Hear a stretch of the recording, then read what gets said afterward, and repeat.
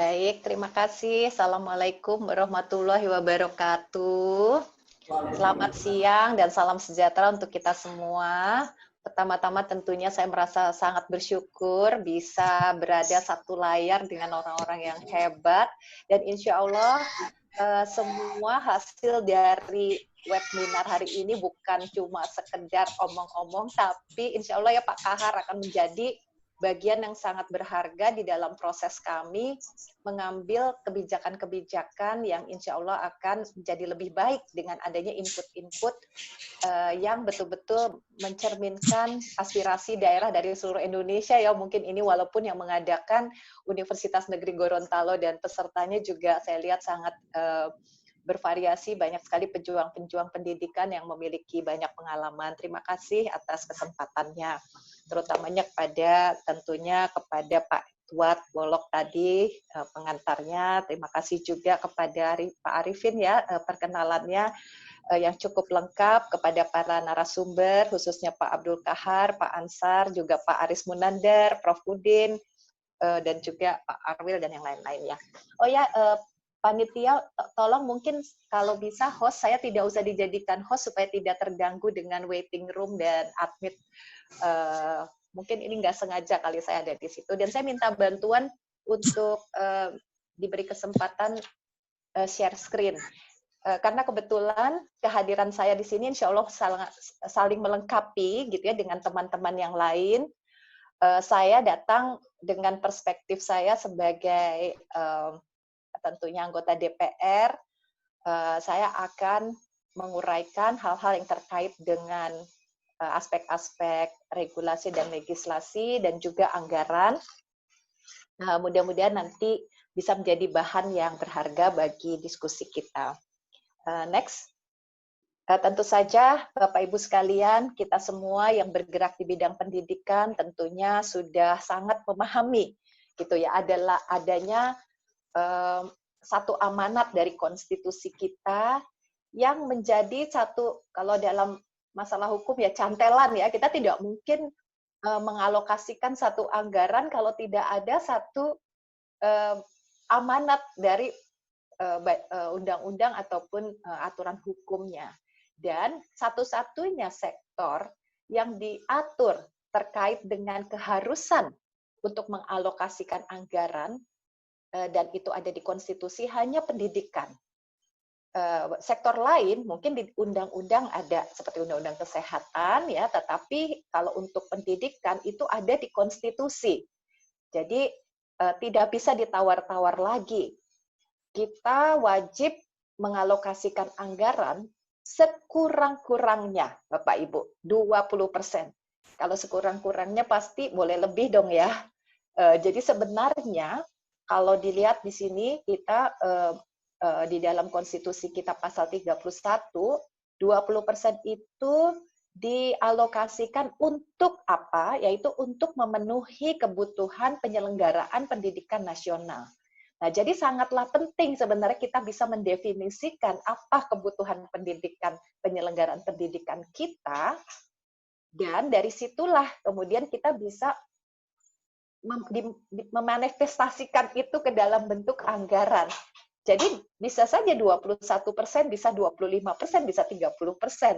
Nah, itulah yang sebenarnya kami sangat mengharapkan dan tadinya gitu ya dengan adanya pidato Bapak Presiden pada tanggal 16 Agustus di hadapan kami paripurna DPR dan MPR yang mengatakan bahwa tahun 2020 kita akan prioritas pada SDM unggul untuk Indonesia maju.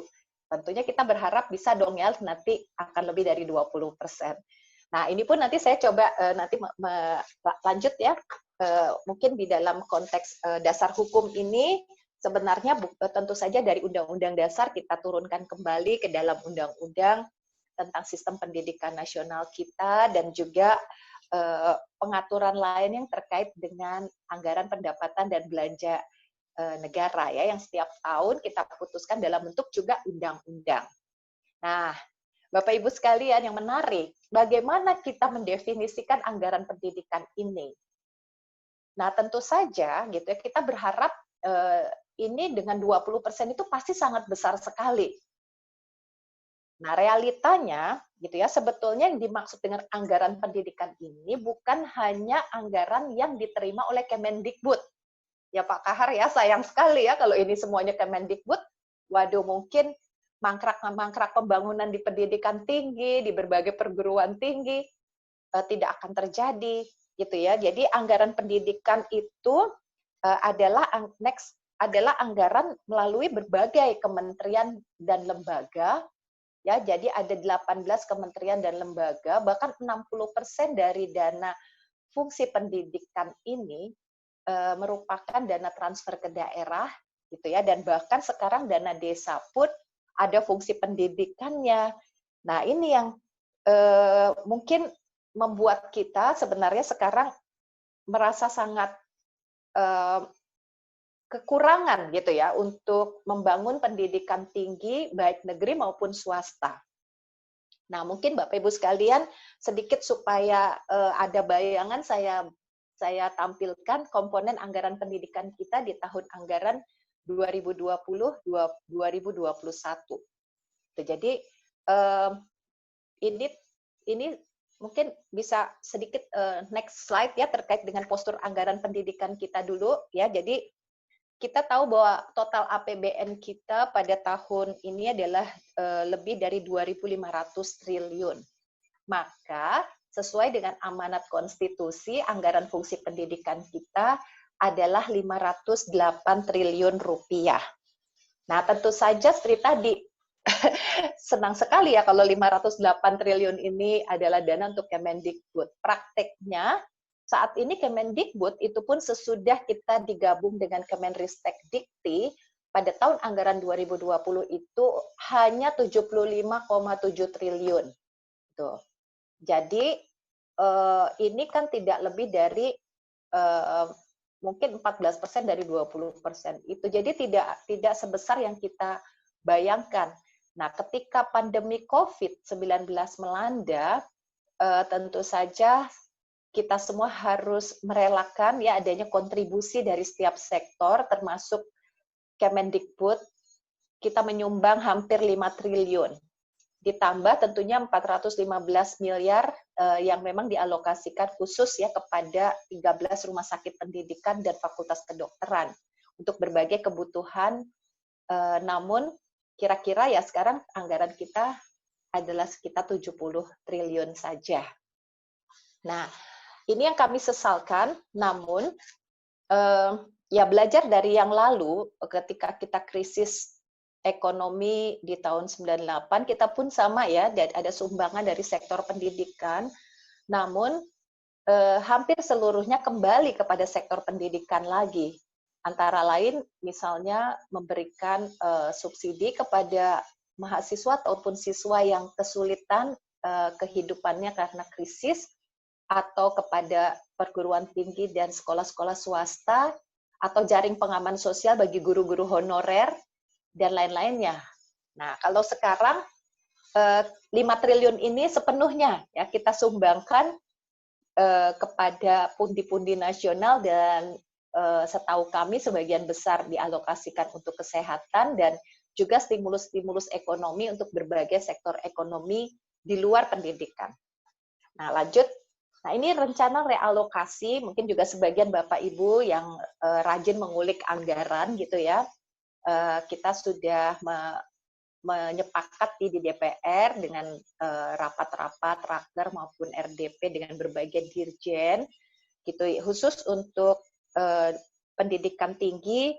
Sebetulnya termasuk yang paling sedikit ya dipotongnya ya revisi anggarannya sekitar 385 miliar, karena kami menyadari bahwa banyak sekali hal yang kita harapkan bisa menjadi kunci ya di dalam menghasilkan SDM unggul yang nanti kita harapkan juga menjadi motor di dalam rangka pemulihan ketika kita sudah melewati pasca pandemi ini. Namun ya tentu saja kita sebenarnya berharap ada kesempatan yang lebih besar kepada perguruan-perguruan tinggi untuk baik itu riset-riset inovasi dan juga hal-hal lain yang dibutuhkan pada saat kita memasuki revolusi industri dan juga upaya-upaya lain dalam rangka mengejar ketertinggalan akibat pandemi. Nah, mungkin nanti kita bisa diskusikan gitu ya kepada teman-teman berdasar masukan dari teman-teman semua yang sekarang mengelola manajemen khususnya keuangan di pendidikan tinggi. Nah, waktu itu pemotongan anggaran itu dilakukan yang 5 triliun ini tentunya sudah disumbangkan, tapi harus tetap ada refocusing anggaran di Kemendikbud. Dan juga dengan adanya pengurangan ini kan harus ada yang sudah kita sepakati sebelumnya di dalam rapat yang harus tentu saja direalokasi ya, atau mungkin ditunda atau dicoret gitu ya.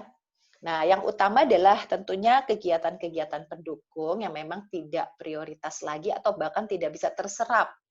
Misalnya kalau ada kegiatan yang dibatalkan seperti UN gitu ya, mungkin masih ada sisa anggaran yang belum terserap, tentu bisa kita realokasi ke tempat lain. Nah, tentunya rapat-rapat, acara-acara pertemuan-pertemuan, baik itu skala nasional maupun pertemuan lain ya, bahkan bepergian ke luar negeri apalagi gitu, udah coret kalau itu pastikan. Nah, pembangunan infrastruktur yang ditunda. Nah, ini juga mungkin pembangunan gedung-gedung yang dirasa belum prioritas bisa dibatalkan. Namun juga sebenarnya kita berharap tentu saja ya dengan adanya COVID, sekolah-sekolah maupun kampus kan harus memasuki new normal. Nah, bisa jadi ada hal-hal yang kita anggap tadinya tidak penting, tapi sekarang menjadi penting. Minimal toilet-toilet harus sehat ya. Kalau ada yang belum punya tempat cuci tangan atau wastafel atau air yang nggak mengalir, wajib dong sekarang kita bangun segera sebelum pembelajaran face-to-face itu dilakukan. Nah, inilah. Kemudian juga pelatihan. Walaupun pelatihan guru secara face-to-face yang tidak bisa dilakukan itu juga dihilangkan anggarannya, namun banyak sekali masukan terkait dengan kompetensi dari para pendidik terkait dengan digital literacy. Jadi sebetulnya pendidikan guru-guru itu sesuatu yang sangat penting, dan sebelum itu nanti dilakukan satu lompatan ke pembelajaran daring yang lebih efektif ke depan, kan tentunya harus ada pelatihan-pelatihan juga. Nah, ini yang mungkin kita pun akan berpikir lagi gitu ya, apakah seberapa besar pelatihan guru ini nanti bisa tetap dilakukan walaupun belum face-to-face. Dan beberapa pembangunan sarana-prasarana SMK dan perguruan tinggi yang terpaksa, Bapak Ibu, mohon maaf ya, ditunda.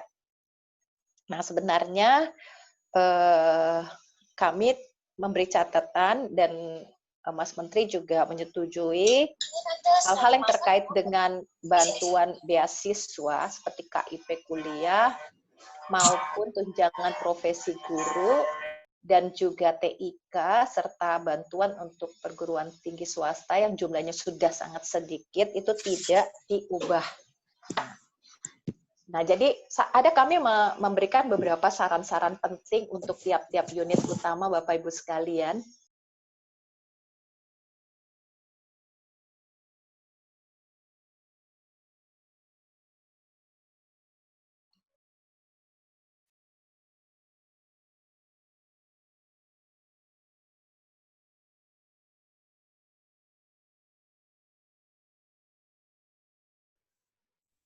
Suaranya kayaknya termut itu. Maaf, ya. Jadi untuk daerah-daerah yang termasuk kategori sedang berkembang, kan Gorontalo ini termasuk daerah yang baru mekar juga, dan banyak daerah-daerah yang terpencil ataupun pedalaman belum terakses kepada internet. Demikian juga daerah-daerah lain yang masuk kepada daerah 3T, itu kami berharap tetap diprioritaskan. Nah, ini sebenarnya bukan tanggung jawab semata-mata Kementerian Dikbud, Bapak Ibu sekalian. Kami sebenarnya berharap Menkominfo turun tangan, walaupun saya menyesal kok rasanya beliau kurang terlibat ya, belakangan ini belum banyak statement-statementnya untuk berkomitmen memastikan tidak ada sejengkal pun di wilayah Indonesia yang bisa tertinggal akibat tidak terakses internet secara memadai, ataupun peralatannya seperti gawai, notebook atau laptop, tidak-tidaknya mungkin handphone untuk pembelajaran. Sebenarnya kami di Kemendikbud juga mengusulkan gitu, misalnya pengadaan laptop untuk semua mahasiswa, tapi saat ini Kementerian Keuangan mengapa tidak mengizinkan gitu ya, atau mungkin dianggap belum prioritas atau dianggap itu bukan ranahnya Kementerian Dikbud, tapi kementerian lain. Nah, sementara yang kami tahu di Komisi 1 itu ada semacam dana yang namanya user service obligation dari perusahaan-perusahaan telekomunikasi ya, provider, yang sebenarnya itu triliunan rupiah dan seharusnya bisa digunakan untuk membangun jaringan internet yang lebih baik di daerah-daerah 3T ini. Tapi ini berarti membutuhkan satu koordinasi. Nah, kalau kami ya mungkin dari DPR memberikan berbagai catatan ini, mungkin tidak usah secara spesifik di setiap unit utama, tapi yang penting barangkali untuk Vokasi dan Dikti next, ada beberapa saran-saran penting, terutama kita juga ingin perguruan tinggi bukan hanya negeri gitu ya yang diperhatikan, tapi juga perguruan tinggi swasta, dan juga bagaimana mahasiswa, apalagi di era saat ini yang kita sangat ingin ke depan mereka-mereka yang baru lulus khususnya gitu sudah memiliki kemampuan untuk bisa terserap di lapangan kerja yang mungkin shrinking ya karena COVID ini. Dan kita juga ingin ada catatan-catatan yang terkait dengan penelitian, walaupun anggaran penelitian sudah diserahkan kepada BRIN, namun anggarannya juga saya dengar tidak terlalu besar juga. Dan kita ada sedikit kesulitan karena menjadi dua kementerian yang berbeda ya. Mungkin saya juga mau masukkan dari Bapak Ibu sekalian. Nah, lanjut. Nah, tadi kalau terkait dengan guru-guru gitu ya. Jadi kami juga ingin sebenarnya pendidikan guru itu ya jangan berkurang, dan juga karena ada satu ide Mas Menteri terkait dengan Merdeka Belajar dan Kampus Merdeka ini, maka kita juga ingin bagaimana nanti sekolah-sekolah penggerak ini bisa berjalan dan bisa menghasilkan murid-murid yang berkualitas. Nah, jadi Bapak Ibu sekalian, kami tetap ya ingin mendorong program-program inovatif dalam keterbatasan yang kita hadapi sekarang, dan tentu saja perguruan tinggi juga menjadi kunci. Mungkin lanjut sedikit ya waktunya, saya kira mungkin nanti Pak Kahar yang akan menjelaskan bagaimana konsep Merdeka Belajar dan Kampus Merdeka, dan bagaimana nanti Bapak Ibu mohon feedback-nya sejauh mana hal ini nanti akan kita laksanakan dalam kondisi keuangan seperti saat ini. Dan kita semua sekarang sudah bersepakat ya tahun ajaran baru akan tetap dilaksanakan pada bulan Juli ini, dan kita mulai beradaptasi dengan situasi new normal. Lanjut, saya kira semua sudah tahu apa itu new normal gitu ya, tapi masyarakat umum banyak yang masih salah tangkap gitu. Kalau new normal itu berarti seolah-olah, oh berarti kita udah mulai ya berkegiatan seperti biasanya. Padahal selama kita belum menemukan vaksin untuk virus corona ini, berarti kita justru jadi tidak normal gitu. Jadi kita tetap ingin meningkatkan produktivitas kita, tapi kita harus tetap aman. Maka ada satu kebiasaan-kebiasaan baru gitu. Walaupun kalau menurut pendapat saya bukan sekedar cuci tangan pakai masker dan lain-lain, tapi jaga jarak. Kita juga harus punya paradigma yang baru terkait dengan era new normal ini. Nah, nggak mungkin next dunia ini akan sama kembali. Dan saya kira disinilah ya mungkin satu hal yang menjadi catatan bagi kita semua, cara-cara baru apa yang akan kita terapkan di perguruan tinggi. Sebetulnya saya sendiri merasa bahwa perguruan tinggi seharusnya sudah siap new normal, tidak seperti SD atau PAUD yang memang sangat berbahaya, karena kita tidak bisa mengharapkan anak-anak disiplin, dan kalaupun mereka tidak disiplin, kita tidak bisa menghukum mereka. Tapi kalau mahasiswa tentu lebih mengerti dan bisa mematuhi jika kita memberikan informasi yang lengkap dan juga disertai dengan pengawasan di kampus-kampus. Karena banyak sekali mahasiswa yang mengeluh gitu di tempat mungkin ketika mereka mudik ke kampungnya tidak ada internet, atau dia di kosannya, kalau saya sekarang melihat ada beberapa yang merasa tidak layak tempat kosannya itu kalau mereka terus belajar dari kosannya, padahal mereka ingin pergi ke perpustakaan, apalagi yang sudah sedang masa ingin menyelesaikan tugas akhirnya dan skripsinya, atau ke laboratorium, ataupun tempat-tempat lain yang sebenarnya bisa kita atur sedemikian rupa agar kita bisa beradaptasi tapi tetap produktif di era new normal ini. Nah, mungkin nanti ini mohon masukan juga supaya kebijakan pendidikan tinggi di era new normal ini bisa kita detilkan kembali gitu. Kalau di pengumuman Mas Menteri kemarin kan hanya daerah-daerah yang sudah zona hijau bisa dipertimbangkan untuk dibuka, itu pun dengan persyaratan yang sangat ketat. Tapi untuk zona-zona yang lain di 429 kabupaten kota ya masih belum bisa tatap muka, dan tentu saja ini harus bertahap ya. Jadi metode pembelajaran di semua zona ini harus tetap daring, dan saya kira untuk perguruan tinggi tentu saja hanya dapat mengizinkan aktivitas mahasiswa juga di luar kampus jika memenuhi protokol kesehatan. Nah, sekarang mungkin sekilas saja saya betul-betul ingin mendapatkan juga masukan terkini terkait dengan bagaimana anggaran kita untuk bisa mengatasi persoalan-persoalan yang dihadapi Pak Rektor dan juga Bapak Ibu sekalian, peserta yang saya banggakan.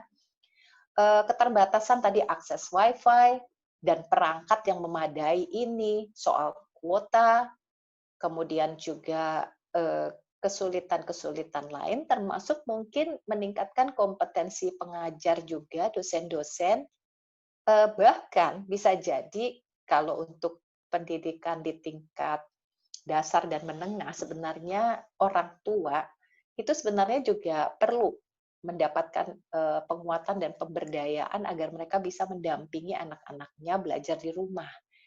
Nah, jadi ada tuntutan dari mahasiswa ya tadi supaya UKT, apakah ini sifatnya targeted kepada mahasiswa yang sangat membutuhkan karena ekonomi orang tua saat COVID ini mengalami keterpurukan dengan berbagai alasan, atau universal. Betul-betul karena beberapa negara ada juga yang menghapuskan UKT sepenuhnya bagi mahasiswanya. Tentu kita harus perhitungkan budget consequence dari setiap kebijakan itu. Ada berapa mahasiswa kita, berapa total UKT, kemudian bagaimana subsidi itu digantikan, anggaran sumbernya juga dari mana. Jadi semua keputusan ini bukan berarti tidak mungkin, tetapi kita harus memperhitungkan segala konsekuensi akibatnya supaya kebijakannya bisa dilaksanakan. Karena kalau satu kebijakan kurang realistis dibandingkan dengan mungkin mungkin kesiapan anggaran negara, atau memang karena komitmen kita mungkin kurang kuat, tentu saja tidak akan bisa terlaksana. Jadi kami pun mendorong Perpusnas dan juga sumber-sumber baik itu jurnal dan sebagainya ya, ada ratusan ribu sumber yang sekarang bisa diakses oleh mahasiswa untuk mendapatkan bahan-bahan khususnya mereka yang sedang mengadakan skripsi. Nah, itu adalah beberapa solusi yang mungkin membutuhkan satu komitmen kita bersama. Tentu saja Mas Menteri sudah mengumumkan mungkin yang sementara ini bisa dilakukan adalah merelaksasi sumber yang sudah ada gitu, seperti tadi dana BOS atau dana operasional untuk mensubsidi kuota guru, siswa, mahasiswa atau dosen-dosen. Nah, supaya hal ini mungkin tetap bisa, maksudnya pembelajaran daring bisa tetap terlaksana, namun kami pun memahami sebenarnya banyak mungkin pengeluaran-pengeluaran dari unit pendidikan, termasuk perguruan tinggi yang tadinya tidak ada di era COVID ini, jadi penting, gitu, termasuk untuk membenahi sarprasnya, ataupun juga hal-hal lain yang terkait dengan mungkin perangkat untuk belajar daring. Nah, kemudian kami juga dalam rangka, karena banyak ya daerah yang tadi belum terakses internet. Ini saja untuk TVRI saja 70 miliar plus Pusdatin ada beberapa ratus miliar, tapi sebagian kecil digunakan juga untuk mensupport TVRI, misalnya untuk konten, membuat konten pembelajaran, atau juga menyebarluaskannya.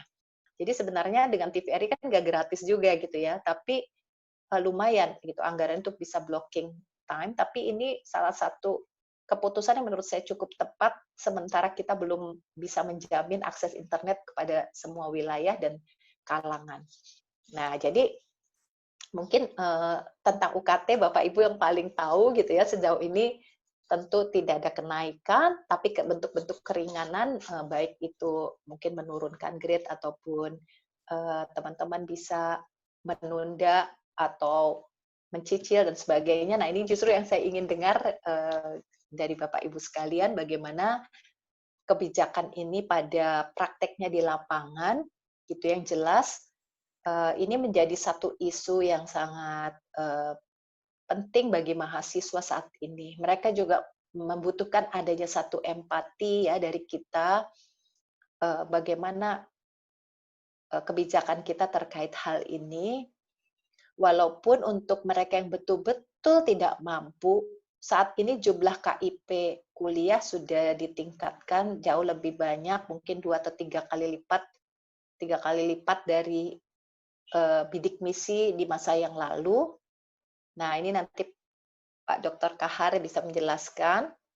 Mudah-mudahan juga target penerimanya bisa berubah atau lebih ada relaksasi juga. Jadi bukan hanya mahasiswa baru ya Pak Kahar, tapi juga mungkin mahasiswa dari semester-semester yang lebih tinggi, yang mungkin sebelumnya dia mampu membayar, tapi sekarang karena orang tuanya terdampak pandemi, mungkin dia juga bisa eligible menerima. Nah, apakah itu cukup? Ini pertanyaan yang perlu kita jawab ya. Saya kira mungkin supaya kita bisa memberi waktu yang lebih banyak gitu ya, saya ingin tentu saja mendiskusikan hal ini pada kesempatan ini. Namun catatan saya yang penting adalah bagaimana gitu ya kebijakan ini nanti menjadi sesuatu yang sifatnya kalau kita mengambil kebijakan itu pertama tentunya tadi harus realistis tapi juga bermakna ya gitu. Jadi bagi mahasiswa juga mungkin mereka sebenarnya cukup menerima ya jika ada kompromi-kompromi, tapi jangan sampai kita juga tidak ada satu gerakan ataupun empati yang kita tunjukkan kepada mereka. Nah, itu. Terima kasih Bapak Ibu sekalian. Saya kira hal-hal lain yang ingin saya kemukakan mungkin sudah tidak perlu terlalu panjang, tapi saya bangga bahwa pada saat ini pun muncul berbagai tren baru, kesadaran yang lebih tinggi dari semua pihak untuk kita bisa menggunakan kesempatan adanya satu percepatan ya agar berbagai potensi untuk tadi misalnya memastikan adanya infrastruktur telekomunikasi yang lebih merata ataupun tingkat literasi digital yang lebih tinggi ataupun adanya political will dari pemerintah untuk bisa memanfaatkan teknologi dalam pendidikan dan juga agar proses sharing seperti ini juga bisa lebih intensif sehingga berbagai materi dan juga pengetahuan yang sudah ada di suatu tempat atau satu daerah bisa dibagikan kepada daerah-daerah yang lainnya secara adil ya. Jadi konten-konten yang mungkin tadinya susah bagi Gorontalo sekarang gampang sekali ya untuk bisa diperoleh hanya dengan teknologi. Nah, terima kasih Bapak Ibu sekalian. Mudah-mudahan kebijakan-kebijakan yang kita buat ke depan gitu ya akan lebih baik dengan masukan Bapak Ibu pada kesempatan-kesempatan sharing dan berbagi pada hari ini. Terima kasih. Assalamualaikum warahmatullahi wabarakatuh. Apakah boleh nanti mungkin satu saran-saran saja kepada Fakultas Ilmu Pendidikan gitu ya. Kami juga sangat menunggu Bapak Ibu sekalian hasil-hasil riset-riset yang terkait dengan proses belajar mengajar sekarang. Kemudian juga kami ingin menyusun bentuk-bentuk assessment lain ya di dalam pendidikan yang akan datang. Kami juga ingin adanya peningkatan teknologi untuk manajemen pendidikan yang lebih tepat guna, dan juga kita ingin database pendidikan kita menjadi lebih akurat, dan banyak hal yang saya yakin teman-teman di sini yang ada di layar ini adalah solusinya. Terima kasih atas silaturahmi yang diberikan. Assalamualaikum warahmatullahi wabarakatuh.